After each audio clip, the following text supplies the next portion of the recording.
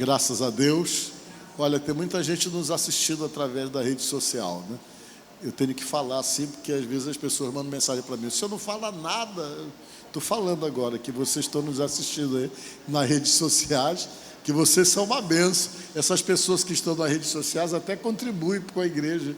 Na hora que sabe, eles contribuem. Teve uma que falou para mim assim: coloque por favor lá, mande colocar, viu, Paulo? Para colocar lá o lugar do Pix, que ela quer mandar para a igreja uma ajuda, que a gente não coloca às vezes o Pix lá. Tem gente que reclama de todo jeito, né? Mas é bom essa reclamação, que a gente vai se aprimorando naquilo que a gente está fazendo aqui, amém? Mas vamos ler a palavra de Deus. O que está no Evangelho de São Lucas diz assim. Deixa eu ler ali com vocês, que aí a tradução fica correta. Jesus olhou para todos os que estavam em sua volta, ou em volta dele, e disse para o homem: estenda a mão. Ele deve ter falado forte para o homem, porque tem um ponto de exclamação, então ele falou: estenda a mão, falou para ele. O homem estendeu a mão, e a mão do homem sarou. Diga glória a Deus. Amém? Podemos assentar. Quero contar uma historinha para vocês aqui. Vocês sabem quando a vida de uma pessoa ela fica marcada por uma série de situações que de repente essa pessoa pode viver? Isso pode acontecer com a gente, que a gente desenvolve complexos, às vezes traumas, por conta de coisas que às vezes a gente não aceita na gente. E às vezes essas coisas que nós não aceitamos, e elas não são tão fora do normal, mas às vezes a gente não aceita, amém? Isso é muito comum. É comum às vezes a gente não se aceitar, e às vezes não há um motivo assim lógico para isso, mas às vezes a gente é cheio de complexo, é cheio de coisas que a gente vê, que a gente enxerga, que de repente ninguém consegue ver. Tem gente, por exemplo, que fica tomando atitudes que a gente não entende. Tem gente que é encabuloso, eu falo assim: você vai bater uma foto dessa pessoa, Deus o livre se você bater do lado que ele não acha que é o bom lado dele. Ele fica brigando com você: não, bata para o outro lado, essa foto não quero. Tem gente que acha que somente um lado dele é bom, é aceitável, é bonito, e que o outro lado não é. Eu nunca vi pessoas com duas caras, que um lado seja de um jeito, do outro lado seja de outro, né? Mas as pessoas às vezes têm complexo com respeito a isso. Tem gente que tem complexo com o nariz dele, não gosta do meu nariz. Tem gente que tem dificuldade para sorrir, porque não aceita o seu sorriso. Toda vez que vai sorrir, fica botando a mão na boca. E tem gente que quando vai sorrir, ele é tão complexado com o seu sorriso, que o máximo que você consegue tirar dele é um riscozinho assim, ó. Ele não consegue mostrar os dentes, abrir a boca, porque às vezes tem complexo. E você pode ver que geralmente todas essas coisas que nos geram complexo, a gente tem dificuldade para poder conviver, para poder aceitar e para poder olhar com normalidade certas coisas. E às vezes tudo isso acontece por conta de uma série de fatores que pode fazer com que você encontre dificuldade, a ponto de imaginar que não vai ser aceito por conta disso, não vai ser aceito por conta daquilo. Às vezes você tem aquela luta para realmente ter dificuldade para se aceitar, e todas as vezes que você tem esse tipo de coisa, você cria problemas para si mesmo, e você gera entraves, você gera limitações para você. Isso tira totalmente a sua liberdade de ser muitas vezes aquilo que você é, ou de externar na verdade uma verdade que é sua, unicamente que você tenta mantê-la contida, porque alguma coisa está em você que você tem dificuldade para aceitar, e que você não admite, e que você rejeita. Você imagina uma pessoa com defeito físico. Hoje a gente vê, por exemplo, e eu acho legal isso, você abre a internet, as pessoas se expondo com as suas limitações, Quando uma pessoa chega a essa condição, na verdade, ele já passou por cima do complexo, já passou por cima realmente daquilo que o travava, daquilo que o isolava, aquilo que fazia ele ficar escondido pelo fato de não aceitar determinadas deformidades do seu próprio corpo. Mas hoje você vê que as pessoas ficam na internet demonstrando coisas assim de uma maneira tão normal, e ainda tem gente que vai lá fazer crítica. Eu fico tão triste por isso. Você vai ver os comentários, tem alguém que está lá criticando, alguém está lá depreciando, mas a gente percebe que as pessoas estão curadas, que elas não param, elas continuam se expondo. Parece que é uma forma de poder se superar dentro daquilo que realmente o reprimia ou isolava. Eu acho que isso é importante. É quando você realmente começa simplesmente a reconhecer a importância que você tem, independente de qualquer questão pessoal ou física.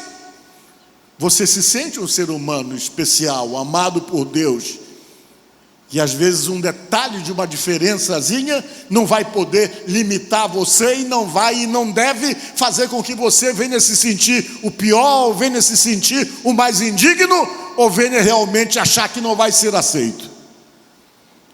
Jesus, ele se preocupava muito com isso.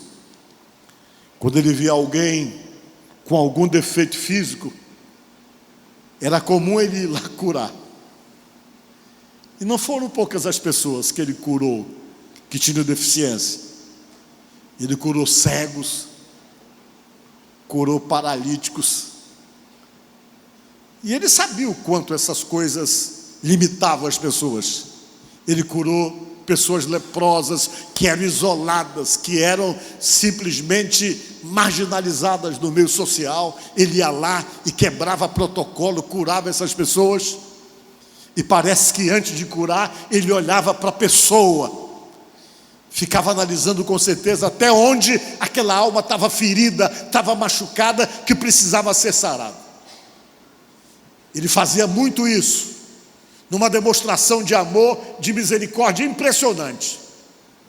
E um dia, ele foi para uma sinagoga, foi para um culto, assim como nós estamos reunidos aqui. Ele estava na Galileia. E o judeu, quando ele estava fora de Jerusalém, ele ia para as sinagogas, que era que nem uma congregação. Em Jerusalém tinha um templo, mas fora de Jerusalém, se chegasse o dia da celebração, o sábado, e você não tinha o templo, não podia ir para Jerusalém, você ficava nas sinagogas, que eram as congregações que existiam em tudo quanto era a cidade. E quando ele não estava em Jerusalém, que não tinha templo, ele procurava uma sinagoga. Eu acho interessante isso, porque hoje a gente ouve muito essa história. Olha, você, para servir a Deus não precisa ir para a igreja. Vocês já ouviram isso? A igreja somos nós. É verdade, o Espírito Santo está na gente. Nós somos a igreja. Não tem necessidade de você estar congregado. Você pode servir a Deus em casa. Jesus, que era Deus, não achava isso. Mesmo sendo Deus, ele não faltava um culto. E quando você vai ver na Bíblia, desde criança, os pais dele levavam ele para o templo. Diga glória a Deus. E ele ia. Quando ele ficou adulto, ele continuou indo. Ele jamais passava um sábado sem ir procurar uma sinagoga ou um templo para poder participar. E olha que não era fácil para ele, porque as pessoas ficavam resistindo ele o tempo todo. O pessoal tinha inveja, falavam mal dele, ele não era bem-vindo na maioria das congregações que ele ia. Geralmente tinha muita resistência com respeito a ele. Nessa passagem vocês vão ver nos textos que tinha resistência com respeito a ele. Mas nem por isso ele ficava, eu não vou, porque não gosto de ir lá. Problema de quem não gostava. Por quê? Porque ele ia para lá, para o templo, porque ele ia adorar o Pai. Diga glória a Deus. Da mesma forma é você. De repente pode ter alguém que olhe torto para você, pode ter alguém que te evita, pode ter alguém que não fale contigo. O problema é de quem não fala. Você não está aqui para servir a homem, para adorar a homem. Você está aqui para adorar o Deus vivo, o Senhor Jesus. É para isso que você vem aqui. E Jesus tinha esse entendimento. Ele não esperava ser validado por ninguém, ou ser elogiado por ninguém. Ele ia porque ele sabia que tinha que ir, o que se torna um exemplo para nós, que ficamos cheios de mimimi, qualquer coisinha, não vou mais, porque alguém falou isso, porque alguém falou mal, porque alguém disse alguma coisa na internet, eu não vou mais. Como? Você não vai lá por causa de ninguém, a não ser por causa de Jesus. Pelo menos isso é o entendimento. E Jesus ia, mesmo com rejeição, mesmo com pessoas que não queriam ele lá, mas ele ia. E desse dia ele estava na Galileia, e ele pensou, eu vou para o templo. Aí era um sábado, ele chegou lá, entrou, e baseado pelo que a gente entende aqui, diz a palavra de Deus, que o pessoal que estava lá já ficaram de olho dele para ver se ele ia fazer alguma coisa para poder incriminá-lo. E quando ele está lá dentro, que ele olha, ele viu um homem que estava lá no templo. E esse homem tinha a mãozinha toda mirrada, diz a Bíblia. A mão do homem era uma mão completamente seca, a mão direita, diz o Evangelho de Lucas. Ele olhou aquele homem, e quando ele olhou aquele homem, ele disse essas palavras que eu li para vocês aí. Mandou que o homem se levantasse. Te levanta, vamos ver o texto para a gente olhar. Disse para ele o melhor: estende a mão, você que está aí com a mão seca. Jesus talvez olhou para aquele homem e percebeu como aquele defeito que ele tinha, limitava ele. Era o complexo que ele deveria ter, era alguma coisa que ele tinha dificuldade para aceitar, até porque naquela época o mundo era muito mais cheio de discriminação do que hoje. A religião tinha regras pesadas, e às vezes as regras religiosas pesadas, elas não agradavam muito Jesus. E Jesus parou e disse para ele: estende a tua mão. Ele pegou e estendeu a mão. Ele ouviu Jesus gritando por ele. Ele estendeu a mão e expôs de repente aquilo que ele procurava esconder. Ele estendeu a mão. Quando ele estendeu a mão, assim de uma maneira poderosa, a mão dele sofreu uma mudança, uma transformação, de maneira que ela ficou igual a outra mão. Diga glória a Deus. Na mesma hora, o pessoal que estava lá: não acredito que ele já veio fazer isso aqui da nossa reunião de novo, porque isso não foi uma vez só que ele fez, ele fazia sempre. De novo fazendo isso na nossa reunião. O pessoal se chateou porque eles já estavam esperando que Jesus aprontasse alguma, e para eles isso era alguma coisa que eles não admitiam, porque o legalismo da religião, a regra da religião, dizia que o dia não era para essas coisas, porque os judeus interpretavam isso como trabalho. Interpretavam como trabalho, e a lei de Moisés dizia que não podia fazer trabalho nenhum no dia de sábado. E para eles aquilo era trabalhar, curar alguém. Agora vamos ver o que aconteceu no verso acima. Vamos ver aqui, deixa eu ler aqui qual é o verso mesmo, para a gente poder acompanhar essa história que eu acho muito interessante. Versículo 11, já diz que eles ficaram com raiva, o versículo 11, e ficaram cheios de raiva, de furor, e discutiam entre si: o que é que a gente vai fazer com esse camarada? Ele vem para cá para poder quebrar as nossas regras. E outros textos falam que por causa disso, eles conversavam entre si para ver como é que eles iam fazer para matar Jesus, porque era inadmissível aquilo que Jesus estava fazendo na concepção religiosa deles. E Jesus disse: olha, gente,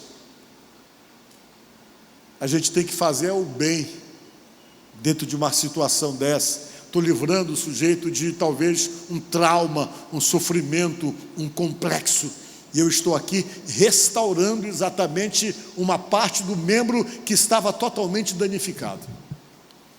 E Jesus entrou nessa discussão com eles. E a gente para e pensa, Jesus, ele tem esse poder realmente hoje? Sim, ele tem esse poder restaurador. Às vezes, o que fica ressequido na vida de um ser humano não é só um membro do corpo, não é só realmente um problema físico. Às vezes, o pior ressecamento que existe na vida de uma pessoa é exatamente aquele ressecamento que toma conta da alma. Vocês sabem, às vezes, nós estamos completamente secos por dentro. Ao longo da nossa vida, para muitas pessoas, elas são tão feridas, tão machucadas durante ao longo da sua vida, que ela vai simplesmente murchando na sua alma, vai ficando extremamente marcada, vai ressecando exatamente, completamente os seus sentimentos, a sua capacidade de poder olhar a vida de uma outra maneira se torna praticamente impossível, porque de repente, quando uma pessoa fica com a alma machucada, com a alma ferida, com a alma ressecada, na maioria das vezes ela perde o prazer da vida, o prazer de viver, e ela começa a se sentir completamente à margem, não somente da sociedade, mas da convivência com pessoas, por conta de não se aceitar em determinadas questões muito íntimas, muito pessoais, que às vezes leva a pessoa ao desespero diante da sua realidade. E quando você olha essa passagem da palavra de Deus, você percebe que Jesus se preocupa com isso, se preocupa em restaurar você. E essa capacidade de restauração, ela não se limita somente a um corpo físico que ele pode fazer, a um membro físico que ele pode fazer, mas ele tem essa capacidade de restaurar a tua alegria. De repente, você está totalmente seco nas suas angústias, nas suas tristezas e nas feridas da sua alma. Ele está dizendo aqui que ele tem esse poder, quando ele fez isso, de poder operar essa restauração que às vezes a alma da gente, a vida da gente está precisando. Talvez você secou, uma das coisas que você não consegue ter mais é a alegria. Talvez você está naquela condição que você já passou tanta decepção, já sofreu tanta rejeição, já passou tanta situação que te geraram feridas profundas, que você sente a falta de algo que você perdeu, secou, simplesmente perdeu o sentido, muitas coisas para você. Mas quando você lê essa passagem da palavra de Deus, você entende que esse Jesus que você veio buscar aqui e veio orar para Ele nesta noite, fica claro aí que Ele é um Jesus restaurador. Diga glória a Deus. Olha, restaurar para você viver melhor, restaurar para que você seja feliz, restaurar aquilo que secou, aquilo que perdeu sentido, aquilo que se acabou, aquilo que não tem mais motivo para você realmente se sentir uma pessoa feliz, alegre por conta de perdas sofridas. Ele está aqui para poder restaurar, como ele restaurou a mão desse homem. E para ele fazer isso, o que ele fez? Ele quebrou algumas regras impostas pela religião, pelo sistema religioso, que dizia que não era para fazer aquilo, que não se podia fazer aquilo, e Jesus simplesmente priorizou os seres humanos, a importância que as pessoas têm para Deus. Jesus foi lá e simplesmente resolveu um problema para simplesmente dar alegria para alguém. Talvez você esteja precisando disso, que Jesus restaure alguma coisa para que você possa realmente voltar a ter alegria. Talvez há muito tempo a tua alegria foi embora. Tem dia que você para e pensa: eu não sou uma pessoa feliz. Quem sabe você perdeu essa felicidade por conta de questões e situações que só você mesmo sabe. Mas além de você, eu tenho certeza que Jesus sabe porque você anda tantas vezes falando que você não é feliz. Mas nesta noite, o que eu quero apresentar para você, que esse Jesus, além de Salvador, Ele é restaurador. Então vejam bem, ele foi lá e quebrou a regra. Existe uma coisa que Jesus fazia muito, que a gente tem que aprender com ele, sabe o que é? Às vezes, ele não tomava decisões pelas regras, ele tomava decisões pela misericórdia. Às vezes as regras mandam você fazer isso, a regra diz que você tem que fazer assim, mas nem todas as vezes você tem que tomar decisão pelas regras. Às vezes você tem que tomar pela misericórdia. Pela misericórdia. E quando você toma decisões pela misericórdia, dificilmente você se arrepende pela decisão que você tomou. Mas as decisões, às vezes, tomadas pelas regras, às vezes você pode até se arrepender. Poxa, eu deveria ter pensado diferente, feito diferente, ainda que eu tivesse que tomar essa decisão. E misericórdia é uma das coisas que é mais ensinado por Jesus aqui da palavra dele. É tomar decisões pela misericórdia. Às vezes você está com vontade de fazer alguma coisa com alguém que te prejudicou, dentro daquela realmente regra que diz que a pessoa falhou e que você está com a razão, e às vezes a razão vai lá fazer você tomar atitude pela regra. Pelas regras impostas diante da situação. Mas Jesus, ele tem outra forma de motivar você a tomar suas decisões. Uma das formas que ele nos ensina muito é aprendermos a perdoar, porque quando você aprende a perdoar, você aprende a ter misericórdia. Amém? Uma certa vez eu conheci uma pessoa, militar ele, que contou a vida dele para mim chorando.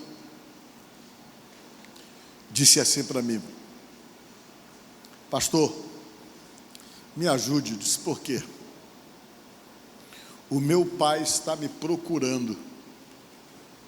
Eu disse: seu pai? Isso não é bom? Ele disse: não, isso é péssimo. Ele falou para mim. Eu disse: é péssimo por quê? Porque quando eu era menino, ele me abandonou, eu e a minha mãe, e mais meus 3 irmãos. Ele simplesmente largou minha mãe, foi embora, nunca deu nada para nós, e nós passamos muita necessidade. Ele falou assim: eu tive que vender as coisas da feira do João Paulo para poder ajudar a manter os meus irmãos. E depois eu fui estudando, eu sabia que a minha redenção estava no estudo. Eu me virava, eu trabalhava o dia todo como menino, e depois eu ia para a aula, estudava à noite. Às vezes eu dormia em sala de aula, que eu acordava de madrugada para poder realmente tentar ajudar a minha mãe a criar os meus irmãos. E eu sabia do meu pai, ele nunca procurou a gente. Às vezes eu encontrava com ele na rua, ele o tempo todo aprontando com os amigos dele, vivendo a vida dissoluta dele.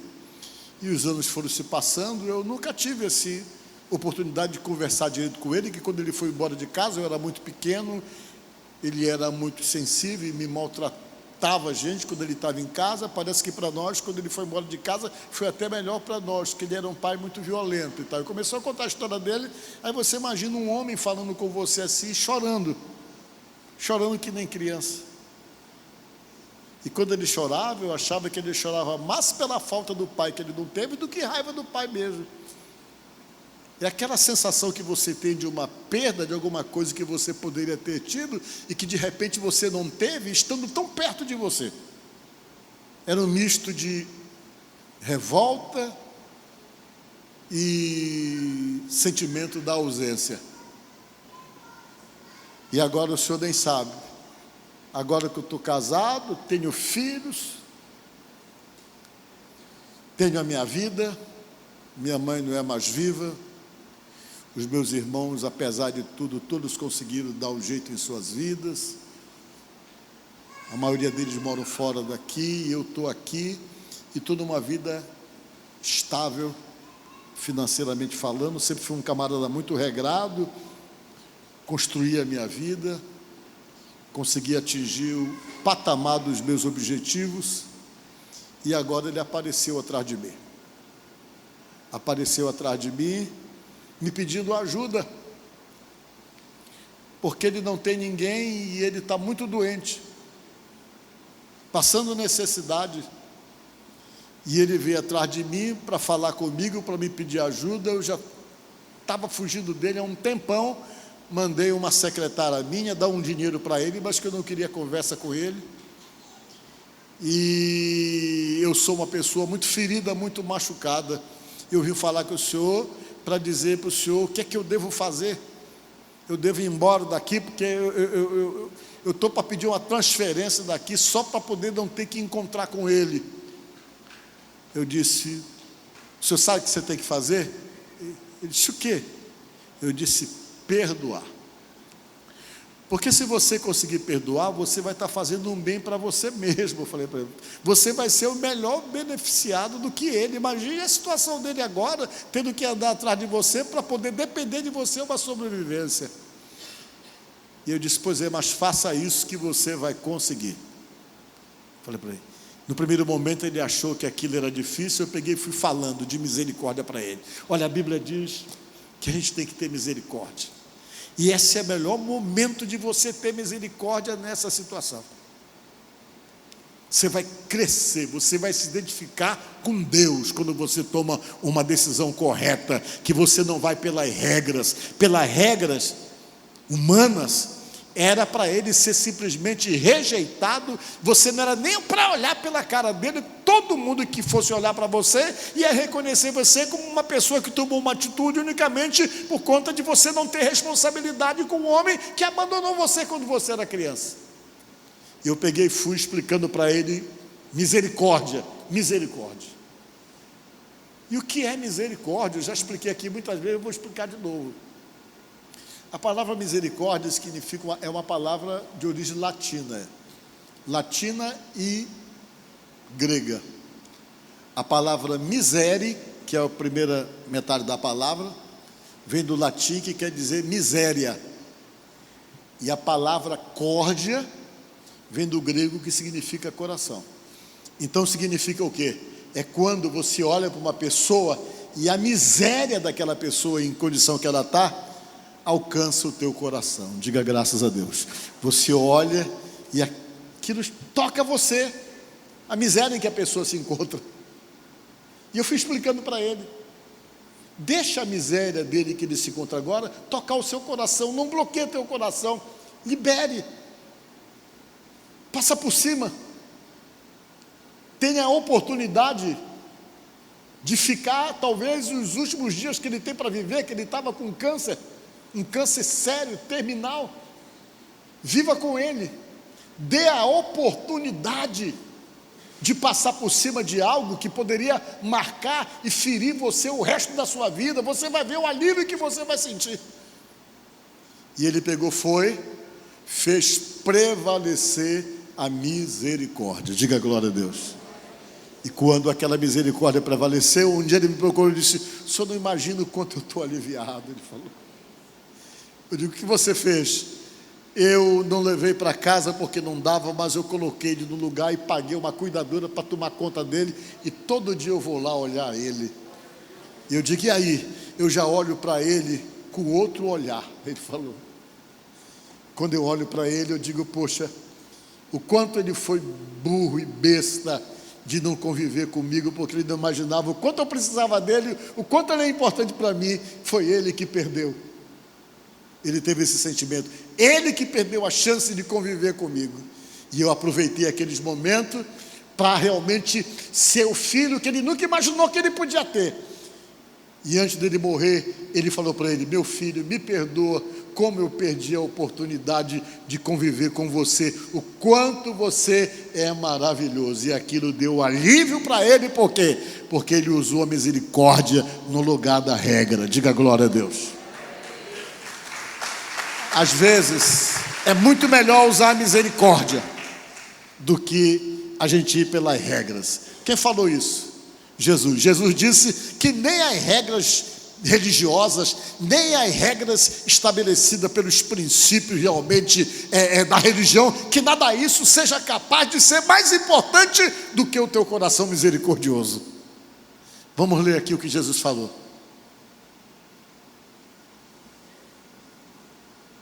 Está dando para ler? Está aí. Digam comigo. Ide, porém, aprendei o que significa misericórdia quero e não sacrifícios, pois não vim chamar justos e sim pecadores ao arrependimento. Diga glória a Deus. Jesus achava que levar uma pessoa a se arrepender era mais importante do que qualquer regra religiosa. Era isso que ele pensava, que foi o que eu falei para esse rapaz. Olha, é melhor realmente a misericórdia do que qualquer regra que você possa se submeter. Você vai ver realmente, essa pessoa, o teu pai vai se arrepender e ele vai perceber o quanto ele perdeu por agir como agiu. Quer dizer então que no final da vida dele, pelas atitudes que ele teve, ele conseguiu levar o pai ao arrependimento. Amém? Que é isso que Jesus quer. Significa o quê? Que ele foi muito mais abençoado por essa atitude. Por que Jesus falou isso aí? Porque mais uma vez ele foi reprovado. A Bíblia diz que ele foi lá na casa do Mateus, quando o Mateus se converteu, que o Mateus disse: Senhor, vai lá na minha casa. Olha, no dia que Jesus passou lá na beira do porto, que o Mateus era o cobrador de impostos, Jesus olhou para ele e disse: vem e segue-me. Jesus falou para ele assim. A Bíblia diz que ele largou na hora a coletoria dele. Eu já expliquei para vocês que era outro rejeitado, outro isolado, porque o camarada, quando escolhia ser cobrador de impostos, ele sabia que a vida dele ia isolar, porque naquela época o camarada que era cobrador de impostos, ele não tinha direito nem de entrar no templo. O sujeito que era cobrador de impostos, o judeu não sentava nem do lado dele, não podia sentar. Se um judeu tivesse sentado aqui e um cobrador de imposto sentasse do lado dele, o judeu levantava para não ficar perto do cobrador de imposto, porque o cobrador de imposto era considerado como um pecador, como uma pessoa mais vil que a religião podia realmente classificar. Por quê que os cobradores de impostos eram olhados assim? Porque os cobradores de impostos, eles eram funcionários públicos. E todos os funcionários públicos naquela época, eles eram chamados de publicanos. Por isso que você vê muito na Bíblia essa palavra publicano, publicano. Quando você vê publicano, é porque o sujeito era funcionário público. E se ele era funcionário público, ele era rejeitado pela religião. Por que a religião rejeitava o camarada? Porque ele trabalhava para um governo invasor. Vocês estão entendendo? Ele ganhava muito dinheiro para trabalhar para o César, que era o que dominava a região lá no lugar, era o Império Romano. E o sujeito cobrava impostos para dar para o César, para mandar para outro país. E o povo se revoltava e a religião embarcou naquilo ali e começou a se revoltar e resolveu isolar qualquer pessoa naquela região que estava dominada pelo Império Romano. Qualquer pessoa que trabalhasse para o governo era isolada porque estava trabalhando para um governo que havia invadido aquela região. E eram chamados de publicanos. E o Mateus era um. E quando uma pessoa se tornava publicana, a família esquecia essa pessoa. Eles faziam até o funeral da pessoa, simbólico, para dizer: esse aí morreu. A família abandonava, todo mundo abandonava. Ninguém queria saber mais do camarada. Ele ia conviver só com o pessoal que era publicano, que era uma profissão que dava muito dinheiro, que os romanos pagavam muito bem. Aí, esse Mateus nunca imaginou que Jesus ia se interessar por ele, porque ele era publicano. Como que Jesus podia se interessar? Ele ficava cobrando imposto lá na beira do porto de Cafarnaum, e Jesus vivia indo para Cafarnaum, passando ali direto. Ele olhava Jesus, ele sabia quem era Jesus, mas ele não tinha coragem de se aproximar. Um dia Jesus se aproximou dele e disse: vem e me segue. Sabe o que ele fez? Ele largou tudo e foi seguir Jesus. Ele já estava rico, largou tudo, mas ele disse: Senhor, eu tenho que chamar os meus amigos aqui para uma reunião, para uma festa, porque eu quero falar para eles que aquele Mateus da bagaceira não existe mais, Porque como o camarada era publicano, o sujeito vivia na bagaceira mesmo, porque ele já se achava rejeitado mesmo, que não tinha direito a nada. Aí o camarada ficava maluco, zupilava, era bebida, era tanta coisa ruim que entrava na vida do camarada. E ele falou para Jesus: Senhor, então eu quero só dizer para o Senhor que eu vou dar uma festa em casa para chamar esses meus amigos da bagaceira aí, dizer para eles que a partir de hoje acabou, aquele Mateus não existe mais. Eu não quero mais essa vida para mim. O senhor vai na festa, Jesus? Está fechado, eu vou lá na festa, Jesus falou. Mas, meu irmão, isso deu a maior polêmica, porque Jesus foi na festa do camarada. O pessoal da igreja, da religião, ficou sabendo. Quando souberam que Jesus ia lá na casa do Mateus, o pessoal disse: eu não acredito. Ele vai lá na casa desse camarada aí? Não vai não. Então ele não é de Deus. Ele não é um camarada sério, não é um camarada realmente que a gente possa acreditar, porque se ele soubesse quem é esse Mateus, ele não entrava nem na casa desse cara, não ia nem lá na casa dele. Ele é um cara errado, um cara que vive aí na safadeza o tempo todo, só fazendo coisa errada, e agora Jesus vai na casa dele. Vamos ver o que foi que aconteceu? Mateus 9:9. Vamos começar do 9. Partindo Jesus dali, viu um homem chamado Mateus sentado na coletoria e disse-lhe: segue-me. Ele se levantou e o seguiu.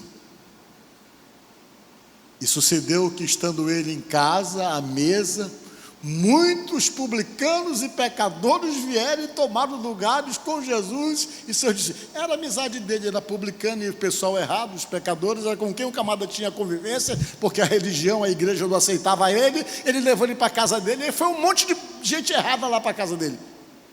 O pessoal da bebida, o pessoal da bagaceira, da loucura, foi tudo lá para a casa dele, e Jesus sentou na mesa com todos eles. Aí o pessoal da religião viu, o pessoal da igreja ficou sabendo. Olha o que diz aqui: ora, vendo isto, quem? Os fariseus perguntavam aos discípulos de Jesus: por que come o teu mestre aí, o teu mestre de vocês aí, aquele que ensina vocês, por que ele come com os publicanos e pecadores? Ele está sentado lá com aquele pessoal tudo errado.